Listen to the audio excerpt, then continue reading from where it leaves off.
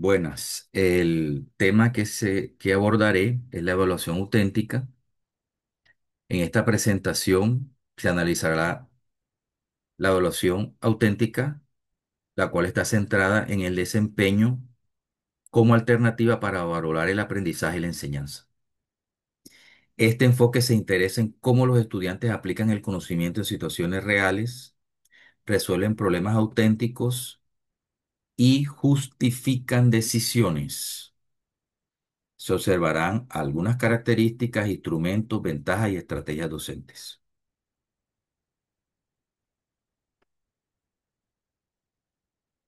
En el contenido, pues primero se abordará la definición en relación con el constructivismo, segundo, la epistemología, tercero, las características, cuarto, los objetivos, quinto, ventajas y desventajas, sexto, cuadro de instrumentos de evaluación auténtica.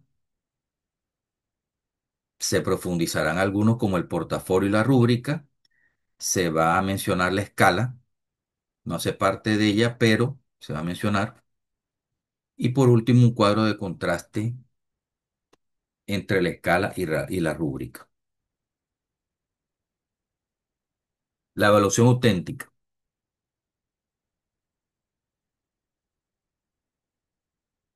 surge como respuesta a las limitaciones de la evaluación tradicional.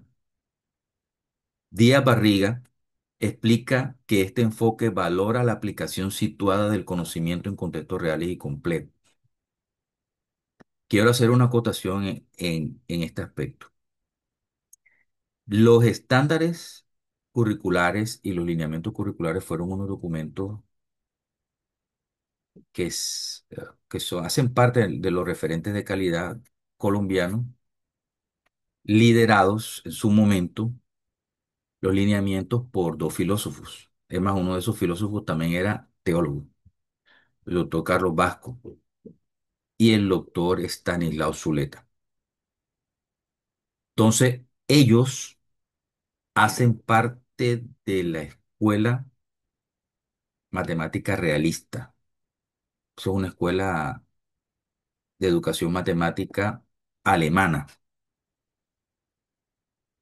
Entonces, cuando estamos hablando, aunque sí menciona el documento los contextos reales, el desarrollo en el documento hace parte solo los contextos de la propia área, los contextos matemáticos. Bueno, fue un alcance impresionante para esa época. Es más, si uno mira la revisión de la LOMLE, que no lleva ni 2 años en España, ellos apenas están dentro de su marco teórico el trabajo competencial llevado al aula, no de manera teórica, llevado al aula. Entonces, ese documento fue para su época fue muy innovador. Si se hiciera una segunda revisión, incluiría la evaluación auténtica, que es cómo se evalúa en contextos reales. Debería ser parte de una revisión de los lineamientos curriculares, esta temática. Entonces, repito, en los lineamientos matemáticos, a lo largo del documento se habla de contextos matemáticos. En esta escuela alemana, por mencionar alguien importante, es, el matemático Hans Freudenthal, esta escuela influenciada por ejemplo, por la pedagoga y médica María Montessori, de ah, cómo estaba interesada, como son escuelas que se interesan en los desarrollos cognitivos que hay detrás de los sujetos matemáticos, entonces, ¿qué tipo de apoyos, sean en activos, sean diagramáticos, eh, se necesitan, se requieren para el desarrollo y la comprensión de lo formal? Entonces, son escuelas críticas. Ok,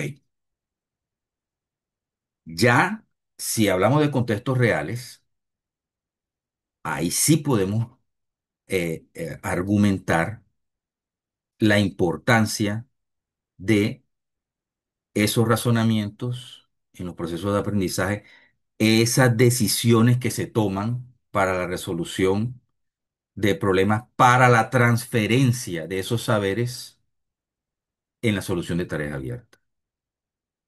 Entonces, ahí hay un avance en cómo se aborda ya ahí sí la realidad, no solo la realidad matemática. Por lo tanto, la evaluación auténtica busca comprender los procesos cognitivos. Ya el estudiante estaría inmerso en tareas genuinas. Entonces, ajá, ¿qué hay detrás de cuando se están resolviendo esas tareas? Según Goodrich, este enfoque verdaderamente sí convierte al estudiante en agente activo, porque yo tengo unos productos, sean el proceso o sean productos finales, donde evidencio, puedo evidenciar los procesos de autoevaluación y coevaluación. Además, en lugar de respuestas cerradas, ah, em- ah, empiezo, entiendo la importancia de valorar esos procesos de pensamiento como el razonamiento, como la modelación,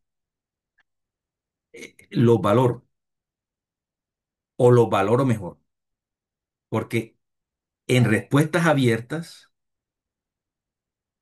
sí puedo entrar en juego esos procesos porque son situaciones reales donde la sola formulación o ejercitación de un ejercicio no queda corto para resolverla. Advierte Montessori, entonces, que esos criterios, que esos criterios ah, para valorar los desempeños deben de ser claros para evitar subjetividades. Porque, vuelvo y repito, la evaluación auténtica concibe el aprendizaje como desempeño consentido que está vinculado a contextos relevantes, reales y relevantes. Entonces ya me adelanté, pero esta evaluación auténtica, sobre todo con la autora que trabajamos, y aquí me detengo, hace una revisión del constructivismo. El constructivismo que se conoció en Hispanoamérica fueron traducciones del inglés, porque Vygotsky no fue un personaje famoso, no fue una vedette como Albert Einstein. Vygotsky se conoció después, ya había muerto. Se conoció su obra de unas traducciones que en los entendidos incluso no eran traducciones del ruso al inglés muy exactas. Después de la Guerra Fría, a México migran, disculpen, di- m- migran pedagogos rusos. Y por eso hay autores latinoamericanos dentro de esto, Frida Barriga, que trabajan en el constructivismo sociocultural. Y de esas líneas de investigación sale la evaluación, nace la evaluación auténtica. ¿Por qué también nos centramos en Frida? Porque hay libros, no hay que comprarlos. Descargamos alrededor de 5 libros de ella. Y a través de los libros uno sí puede ver la magnificencia, lo extenso de su pensamiento. Claro que eso es un centro, a todas luces se entiende que es un centro de investigación. Ahí hay confluencia de muchos investigadores.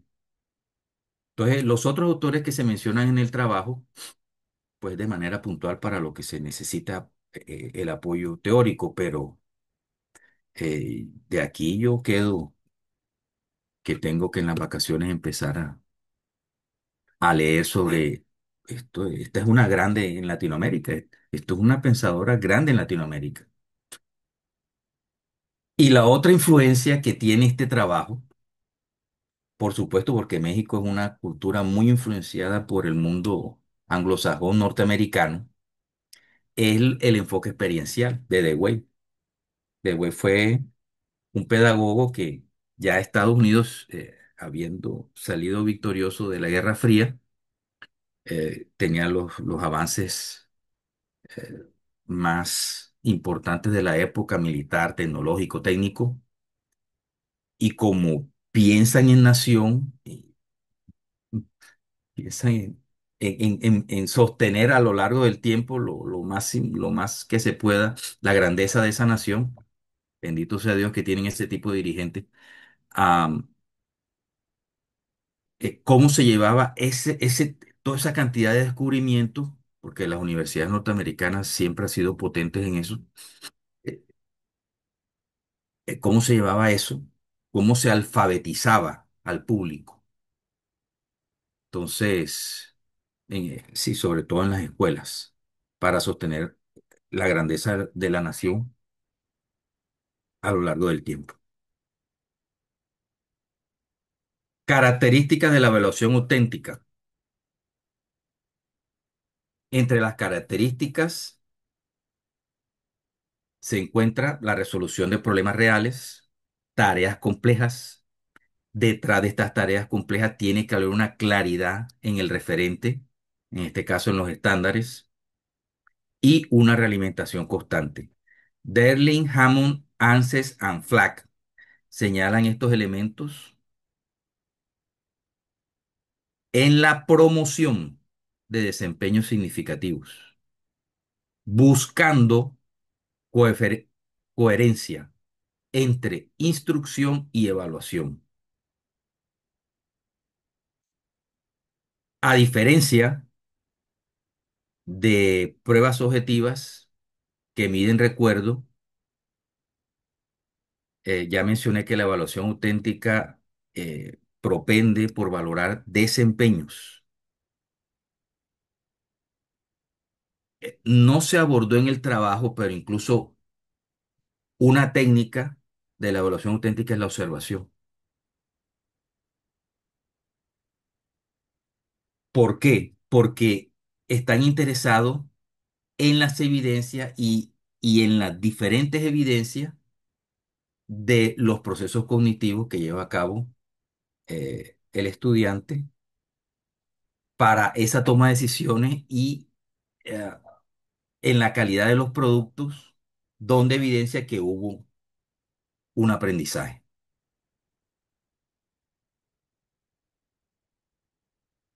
Dentro de los objetivos,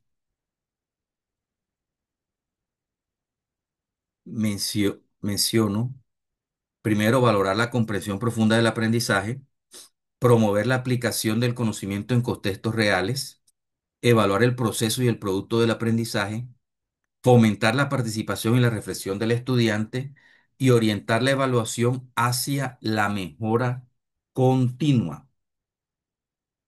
Entonces, Aracian identifica dentro de estos objetivos dominios que deben de evidenciarse. Por ejemplo, incluso habilidades blandas, habilidades de comunicación, psicomotricidad, competencias sociales. ¿En qué escenarios? Diversos, laboratorios, proyectos, análisis de casos, entre otros.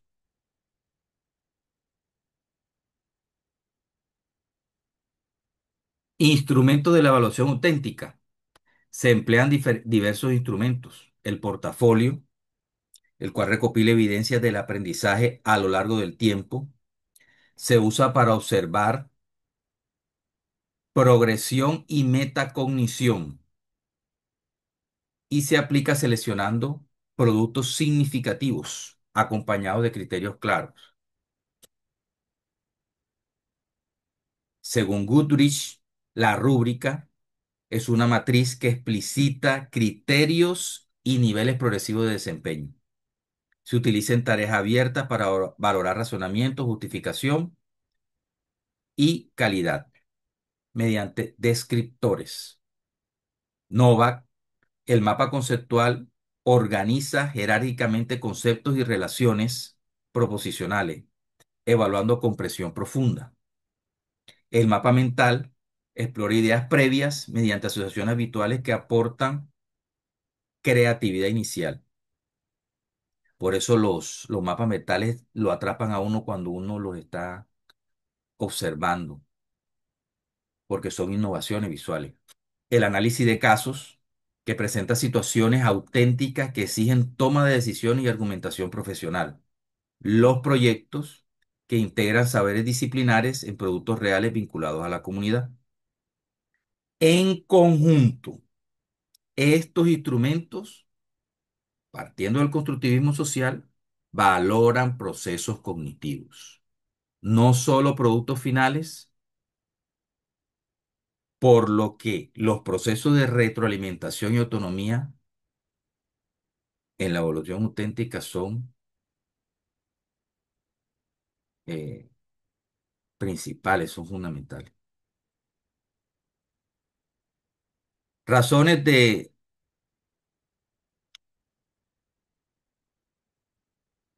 razones del uso de estos instrumentos: promover el pensamiento crítico, desarrollar autonomía, fortalecer la metacognición, conectar saberes con la vida real, formar competencias para la ciudadanía. En otras palabras, que el estudiante pueda adquirir sentido de su trabajo.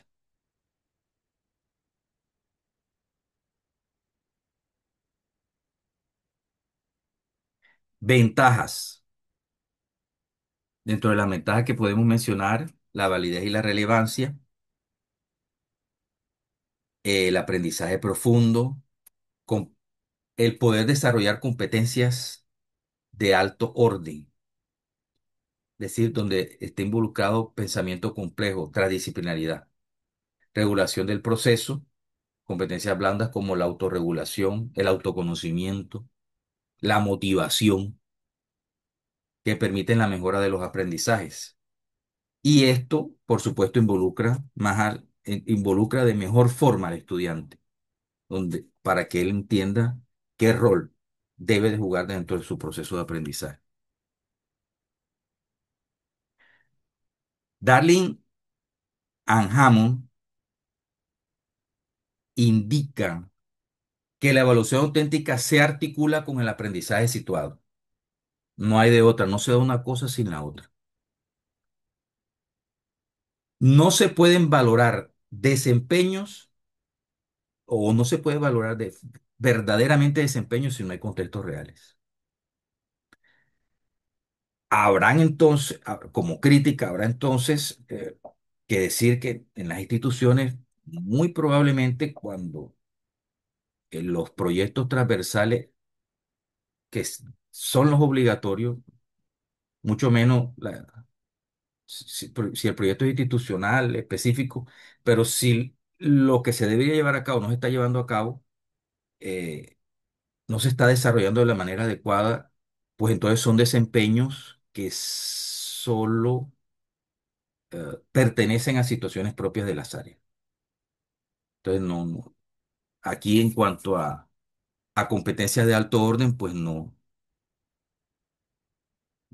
podríamos hablar de eso, si no se están desarrollando ese tipo de, por lo menos lo mínimo que son los proyectos que ya están regulados por ley.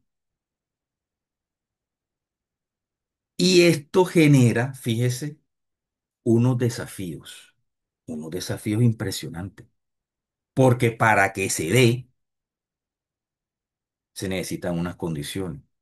Por ejemplo, México, ya que estamos hablando de México, y fue lo que nosotros tratamos de raspar más a la olla, de ver qué más había ahí. Ah, en México los estados imprimen libros para el sector público. Entonces ahí hay unas condiciones que Chile lo soluciona a través de una alianza con Santillana. Y en lo que hemos mirado, Hay países con un Producto Interno Bruto muy inferior al de Colombia como Guatemala o Perú, que Perú sí es comparable, donde por lo menos hay cuadernillos para las áreas. Colombia es un país que en su política educativa no está el imprimir libros o imprimir libros durante algunos años para primaria. O sea, entonces su política educativa no está imprimir libros para las áreas. Entonces, fíjese, para poder llevar a cabo la evaluación auténtica hay unos retos que, o sea, esto desborda a un país como Colombia, a una nación como Colombia. La demanda del tiempo para que el docente en equipo, porque no es un trabajo individual, diseñe estas tareas contextualizadas, estas tareas situadas, estas tareas de la realidad. En equipo, no diseñe descriptores que sean subjetivos, que puedan ser compartidos por otros docentes y poder aplicarlas. Los instrumentos, no hay apoyo. En general, los países de Hispanoamérica carecen de editoriales de peso. Pues necesita un músculo financiero, exceptuando España, que tiene el grupo Prisa, y dentro de Prisa hay convenios con Pearson, está Santillana, los países de Latinoamérica, de acá, de este lado, de Suramérica y Centroamérica, carecen de editoriales potentes que ofrezcan recursos hipertextuales, textuales, lo que sea. El diseño de estos instrumentos requiere una formación docente. Entonces, por eso nos cobijamos bajo toda esta magnífica bibliografía de Frida Barriga. Porque qué tipo de autor a la vuelta y que hable español existe. O sea, no hay.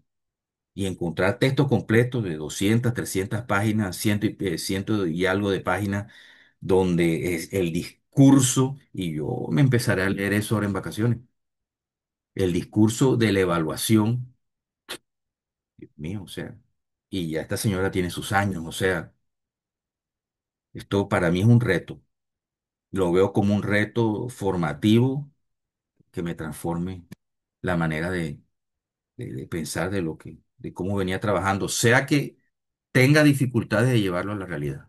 No me importa, pero por lo menos que mi mente eh, piense como y me lleve a actuar como deberían de ser los procesos de evaluación en el área y en el aula.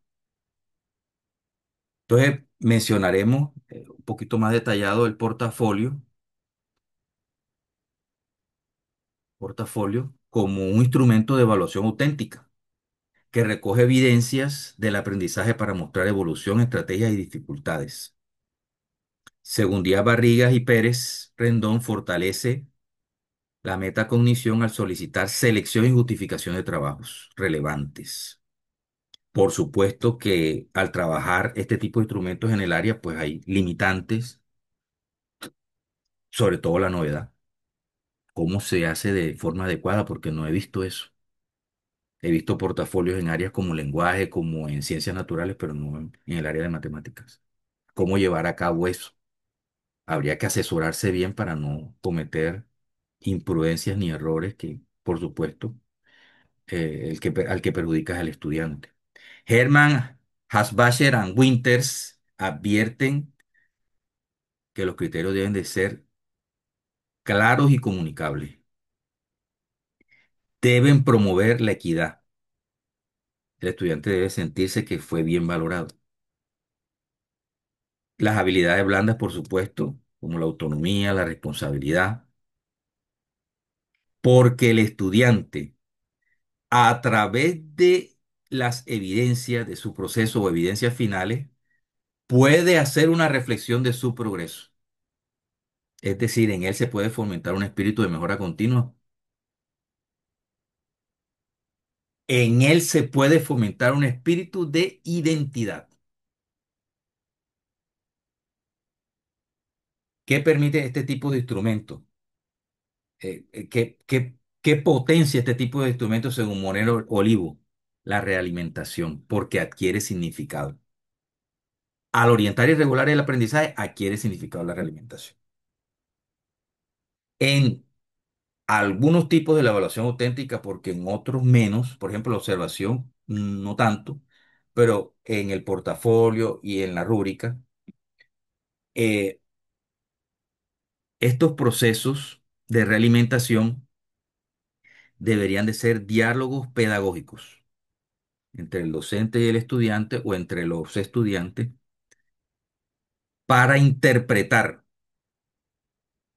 esas evidencias que se van recolectando en procura eh, de mejorarle el desempeño, de alcanzar un desempeño superior.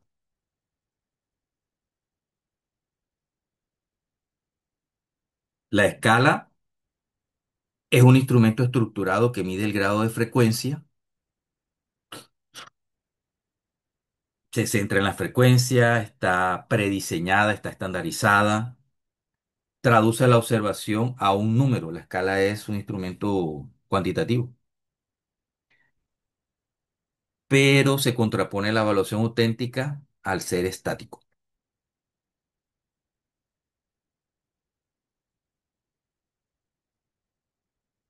La rúbrica. La rúbrica es una matriz de valoración. En ella están explícitos criterios de calidad y niveles de desempeño que propenden por que se pueda valorar una tarea compleja y donde se hacen visibles los estándares o las acciones de pensamiento que se esperan evidenciar. Según Díaz Barriga y según Goodrich, no se debe limitar a correcto e incorrecto. Entonces, tenemos unos componentes, son los criterios. Por ejemplo, si estuviera trabajando o los dentro del eje, dentro de la unidad, los ejes temáticos, eh, encontrar a la exactitud conceptual, la argumentación, la comunicación. Dentro de los niveles, por ejemplo, incipiente, básico, proficiente, experto. En los escritores, según Montenex, deben de ser específicos en evidenciar, en evidencias observables que distingan el nivel de desempeño. Deben ser específicos para evidenciar eh, esos aprendizajes, porque eso debe verse reflejado en un producto o en productos. Escritos en lenguaje claro y éticamente justo. Algunas rúbricas incluyen la ponderación, que es un peso relativo de cada criterio cuando algunos son más relevantes, de acuerdo a lo que considera el autor, para determinada tarea. Dentro de las funciones se puede mencionar la tarea, la transparencia, la validez, es decir, esa misma rúbrica, si estuviera en manos de otro autor, él pudiera considerar que él también podría evaluar esa tarea con ella.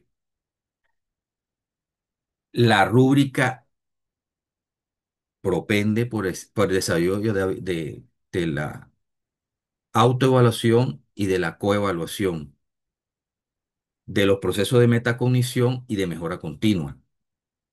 Y debería de ser consistente, es decir, reducir sesgos o reducirlos a lo mínimo, porque no se pueden evitar en cuanto a que los descriptores eh, midan lo lo que dicen que están midiendo. ¿Por qué es auténtica o por qué se considera un instrumento de evaluación auténtica, la rúbrica? Porque sus desempeños son contextualizados y transferibles. La valoración de esto, por supuesto, ¿no? Son contextualizados y transferibles. Es decir, lo que el estudiante es capaz de hacer, pero frente a una situación compleja, real, contextualizada. De acuerdo a Darling Hammond, el foco de la rúbrica es es el hacer con sentido y medir de forma eficiente la calidad de esas decisiones que se toman en las tareas abiertas.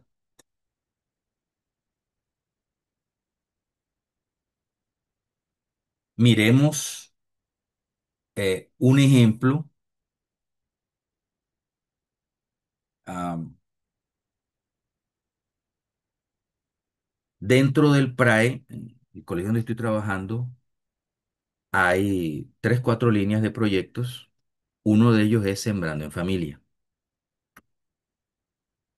El área de matemática, desde el año pasado, am, está participando en el PRAE a través de este proyecto. Resulta que la unidad de variación y nociones de cambio es una unidad que está muy al final en los textos escolares. No se aborda porque de paso el área eh, tiene muchas unidades. El área tiene 9, 10 unidades. Entonces el tiempo no da. Y ahora que llega a esta institución, esta unidad se está trabajando a través de ese proyecto.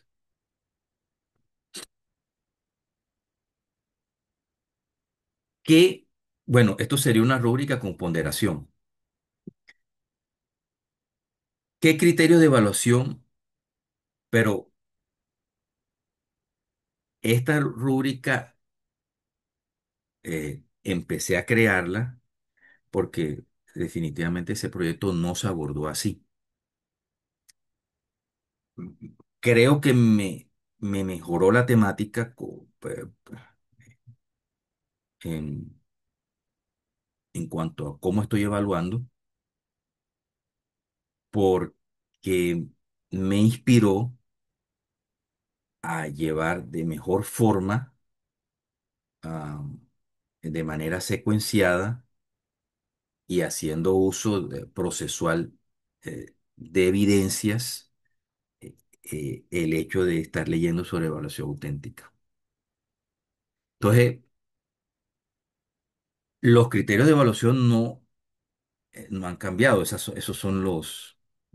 serían los criterios que incluso se valoraron no de forma cuantitativa, sino de manera cualitativa, pero ya con el instrumento, haciendo uso del instrumento como una estrategia, ¿no?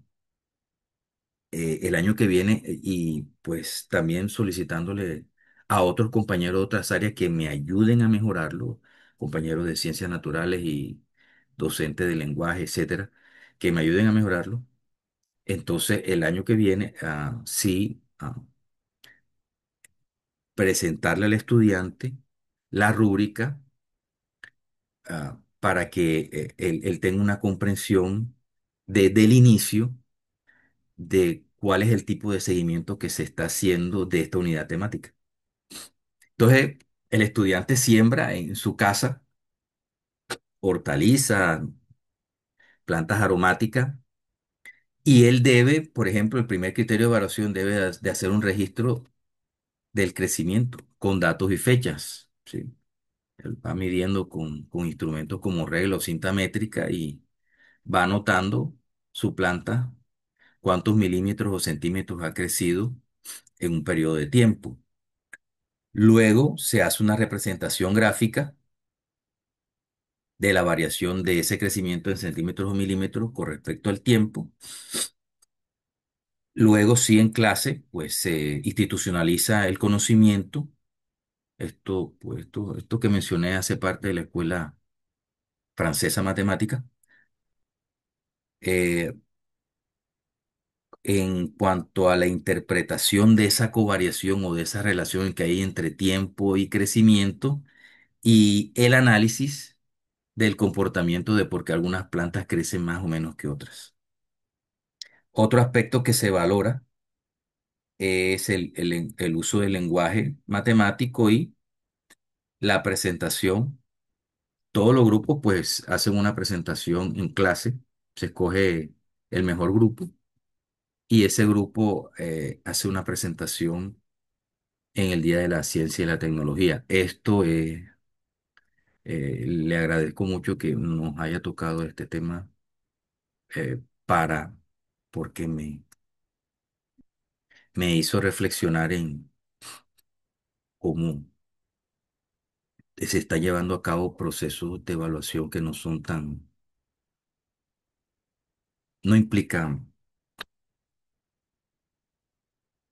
no implican diversas dimensiones. Entonces, esto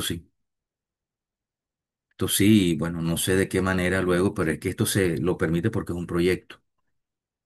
Eh, ah, Queda como reto que en otras unidades temáticas, así sea que no se estén trabajando como proyecto, eh, se desarrollen sea escalas, de forma inicial escalas, y luego, en la medida que uno vaya como docente tomándose confianza o mejorando su proceso evaluativo y tomando otros elementos a través de rúbrica,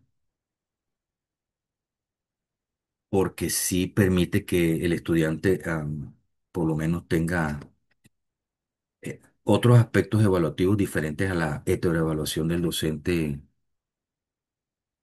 que es plana, que es a través de talleres, que, bueno, no sé, es, es muy, no es rica en cuanto a su valoración.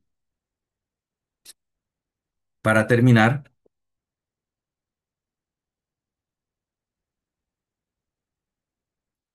aquí se presenta un cuadro comparativo entre escala y rúbrica. La escala cuantifica frecuencia o intensidad de conductas. Por ejemplo, en la escala es normal, nunca, a veces, siempre. Es útil para hábitos, actitudes que son repetitivas, pero es deficiente en captar la calidad del desempeño. La rúbrica, según Goodrich, explicita criterios y descriptores que muestran cómo se logra calidad en tareas abiertas vinculando razonamiento, argumentación y producto final. Según Moreno Olivo, la escala responde al qué tanto ocurre. Según Díaz Barriga, la rúbrica determina qué tan bien se realizó y orienta mejoras. Ambas propenden por la realimentación. Lo que pasa es que la realimentación en la rúbrica es superior porque es una realimentación o el docente puede utilizarlo como instrumento o como base para hacer una realimentación desde los desempeños. Perdón. Por eso la escala sirve